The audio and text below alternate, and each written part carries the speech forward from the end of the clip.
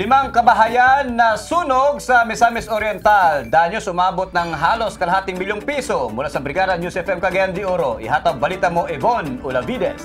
Aabot sa 400,000 pesos ang danyos matapos masunog ang limang kabahayan sa Zone 5, Barangay Poblasyon, Opol, Misamis Oriental.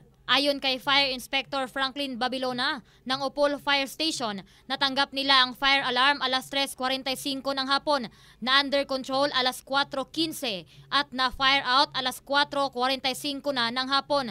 3 kabahayan ang totally damaged habang 2 naman ang partially damaged. Nagsimula ang sunog sa bahay ng isang Danilo mag-away matapos maiwan ito ang nilulutong pagkain. Mabilis naman kumalat ang apoy dahil halos gawa sa light materials ang mga nasunog na kabahayan. Ang Danilo mag-away katong sugdan pagkasunog yun, okay? Una, naurot niyang balay. So, ang iyang kauban, kan Justin, away dito, kauban siguro, igagaw siguro Julius dayon, Almasin, og Ani. Doon natin partially damage kang Susan Katiil, o inasabit nga makarandan.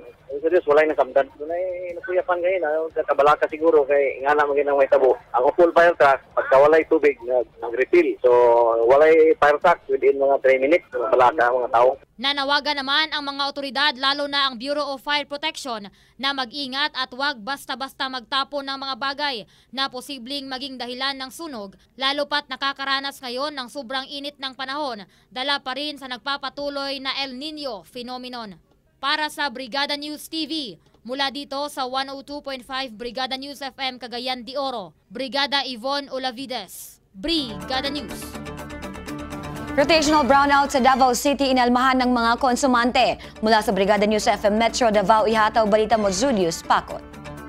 Umalma na ang mga power consumers dahil sa tumitindi pang naranasang brownout sa Davao City. Resulta sa kakulangan ng supply ng kuryente dala ng mainit na panahon. Sa abiso mula sa Davao Light and Power Corporation o DLPC, magpapatuloy ang 4 hanggang 5 oras na brownout hanggang sa buwan ng Mayo. Ayon kay DLPC Executive Vice President at Chief Operation Officer Arturo Milan, mababawasan lamang ito kung babalik na sa operasyon ang 150 megawatts unit sa Therma South Incorporated ngayong April 21 na isinailalim sa emergency shutdown at ang pagpapaandar ng kanilang diesel power plant kung saan inaasang bababa sa 2 hanggang 3 oras ang brownout sa kanilang franchise area. Ngunit nilinaw nitong magpapatuloy pa rin ang rotational brownout habang inihintay pa nila ang dagdag na 50 megawatt na supply mula sa Southern Philippines Power Corporation sa susunod na buwan. Nilinaw ng DLPC na hindi sila dapat ang sisihin sapagkat ang problema ay nasa hydropower plants na lubos na naapektuhan dahil sa tagtuyot. Mula dito sa Brigada News FM Davao, Julius Pacot, Brigada News. Sa Northern Mindanao, operasyon ng Philippine National Police magpapatuloy sa kabila ng panawagang ipagpaliban muna para makalaya mga prisoners of war. Mula sa Brigada News FM Cagayan de Oro, ihatag balita mo Jessa Pacaldo. Magpapatuloy pa rin ang operasyon ng mga miyembro ng Philippine National Police sa Northern Mindanao sa kabila ng pakiusap ng third-party facilitator na ipagpaliban muna ang nasabing operasyon kapalit ng pagpapalaya sa mga prisoners of war ng New People's Army. Inihayag ni Police Regional Office 10 spokesperson Police Superintendent Sir Kis Riñas, hindi nila maipagpaliban ang law enforcement operation sa Northern Mindanao dahil kailangang manggagaling ang kautusan sa PNP National Headquarters. Magpapatuloy ang kanilang responsibilidad na magbantay sa paligid at siguraduhin na walang masamang elemento ang magsabotay sa peace and order sa Northern Mindanao, lalo na ngayong nalalapit na ang May 2016 elections. Lang wala yun na po nato ang mandato mga law enforcers. Yeah, so ang is not only the PNP no kaya ang nag-operate ang armed forces ug ang PNP. So it could be the commander-in-chief ang mag-mandate ani. Una nang ipinapakiusap ni Bishop Felix Berto Calang sa Philippine Economical Peace Platform na naging third-party facilitator ng PNP at AFP na ipagpaliban muna ang operasyon kapalit sa kalayaan ng mga POW, 3 mga pulis at 2 sundalo. Para sa Brigada News TV, mula rito sa 102.5 Brigada News FM Cagayan de Oro, ka-Brigada Jessa Vertodaso Pacaldo, Brigada News. Marawi City, Fahad Salik nakalabas sa Marawi City. Si Fahad Salik nakalabasan ng ospital matapos tambangan. Mula sa Brigada News FM Cagayan de Oro, ihataw balita mo Jessa Pacaldo. Nakalabas na sa ospital si Marawi City Mayor Fahad Pre Salik matapos ang 3 araw na pagpapagamot dahil sa natamong sugat ng tinambangan ng hindi pa makilalang mga sospek kamakailan lamang. Base sa pahayag ni PO3 Leonelo Lacchio, investigador ng Carmen Police Station 4, nakalabas na si Mayor Salik sa ospital. Malaki rin ang posibilidad na bumalik na sa Marawi City ang nasabing alkalde kasama ng kanyang pamilya at supporters. Mga lang ito, mula una, kay niyanay mo diri. Nilarga naman siya. Balik Marawi ito, ma'am. Basin, kay nagkunggoy mo to sila. Matatandaan na tinambangan ang sinasakyang pulang Ford Ranger ni Mayor Salik habang palabas ito sa isang hotel sa Upper Carmen, Cagayan de Oro noong madaling araw ng Sabado. Agad itong dinala sa isang pribadong ospital sa barangay Kauswagan nitong lungsod, kasama ang kanyang driver na nasugatan rin sa nangyaring pananambang. Para sa Brigada News TV, mula rito sa 102.5 Brigada News FM Cagayan de Oro, Ka-Brigada Jessa Vertudaso Pacaldo. Brigada News! Tropa naman ng Philippine Army sa Bicol nakahanda magpadala ng pwersa sa Basilan kung kakailanganin. Mula sa Brigada News FM Daet, ihataw balita mo Alex Sangkap.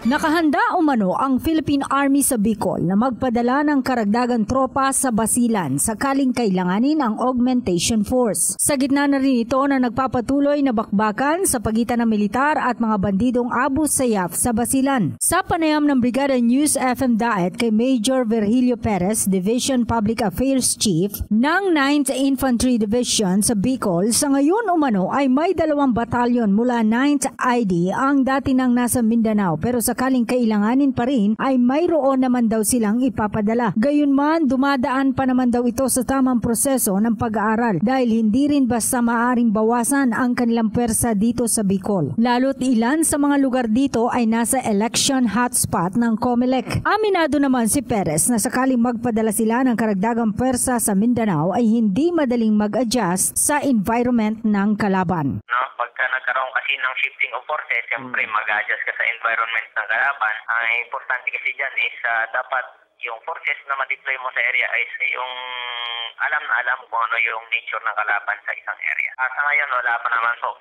But kung if ever meron man, naka-ready naman yung ating mga sandaluhan po dito sa Nainay. Mula dito sa Daet, Camarines Norte, Brigada Alex Sangkap, Brigada News. Isang misis patay sa saksak ng basag na bote dahil sa selos ng mister. Mula sa Brigada News FM Metro Cebu, ihataw balita mo Wendelin Manlangit Carion. Patay ang isang misis ng pagsasaksakin ng nagsiselos na mister gamit ang basag na bote sa barangay Mactan, Lapu-Lapu City, Cebu. Ang biktima ay kinilalang si Los Vimenda Cuevas, residente ng barangay Pacnaan, Mandawi City. At ang suspect na mister nito ay si Aprileto Cuevas, 38 anyos. Ang dalawa ay parehong nagtatrabaho sa isang construction firm bilang timekeeper ng Lapu-Lapu City. Sa inisyal na investigasyon ng otoridad, sinasabing kinompronta ni Aprilito si Los Biminda dahil sa pagsiselos nito sa ibang lalaki. Narinig umano ng pamangkin ng biktima na si Job Batoy na nag-aaway ang mag-asawa, ngunit ilang minuto ang lumipas ay nagsisigaw na ito ng tulong. Agad namang dumating sa lugar ang pulisya kaya nahuli ang sospek habang dinala sa Vicente Soto Memorial Medical Center ang biktima, ngunit binawian rin ito ng buhay dahil sa natamong mga sugat sa katawan. Yan ang report mula rito sa himpilan ng Brigada News FM Metro Cebu, The Music and News Authority. Brigada Wendelin Manlangit Carion, Brigada News. Yan, siyempre mga kabrigada ha. Kanina Brigada Jessa, yung mga bata ng miyembro ng General Santos City Dance Sports Team. Yeah. Yan, talagang nagpapakitang gilas ang mga talents ng General Santos. That's true. Sabi mo doon sa mga nakasama mga bata? Saya. Gusto ko na i-pursue yung aking naudlot na pangarap. Na Yes! May dancing shoes na ako before high school. Ako, oh my God, hindi ko kaya yung mga lifting, yung mga salsa, zumba, dyan. Oo. Kaya kaya mo na yun, nagzuzumba ka na kaya go na. Pwede pa? Ay, ito na lang kasi anak mo tsaka sa anak mo, ate. Oo naman, dyan tayo babawi sa mga anak natin. Yon. Kaya dapat, habang may time tayo at habang may pera, i-send to some training na yung mga anak natin. Huwag natin ipilit kung anong gusto natin sa kanila, kundi kung ano yung gusto nila. For example, gusto ba nila ng ballet or pop or whatever. Tapos ikaw gusto mo piano. Huwag na masyadong ipilit yung gusto natin. Let's just guide them. Pero although we could always impose some hard and fast rules on our kids. But the thing is, we also have to support their talent and their desires in life para mas madali yung pag-abot o pag-achieve ng kanilang mga dreams sa buhay. Tama. Sabayan niya ng Guard C Calcium Ascorbate para ang mga kabukugan, ang kalawasan ng immune system ay talaga namang malakas panlaban sa mga sakit. Guard C Calcium Ascorbate, available yan mga kabrigada sa Brigada Pharmacy na bukas 24 hours. 24/7. Lalo pa ngayon, Brigada Jessa, Brigada Lela, na talagang ang init ng panahon, sobrang taas ng init ng panahon, kaya mahalaga talaga na malakas ang ating immune system, lalo sa ating mga bata, nang sa gayon sa pagbalik na kanilang pasok sa eskwela, ano pa rin, hindi sila kaagad na magkakaroon pa ng pagbabago sa kanilang kondisyon sa kanilang pangatawan, kaagad sila makaka-adapt sa pagbabago ng schedule nila. Yes, and if I may just add, yung mga lolo at lola natin, vulnerable po talaga yan sa heat stroke. Mga gahayon ba ni siyang ulo para sa akong mama nga lola na, ganahan gyapon masikik adto sa palengke. Minsan naglalaba din kung gusto na sabi, ma, wala naman nasasabi sa'yo na maglaba ka, pwede mag-stay put ka na lang.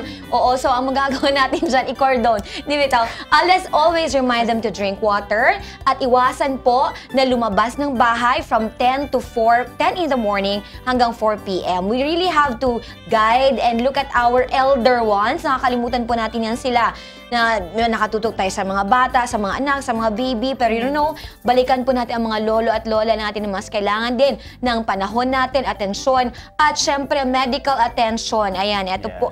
Mama, hello, I love you. Yeah, si mama ko rin.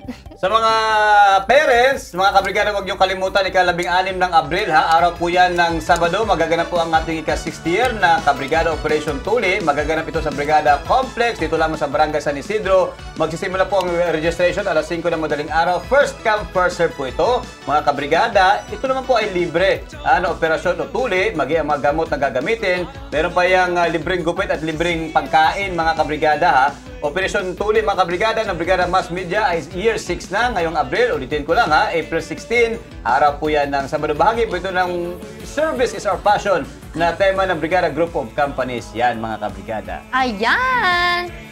Okay.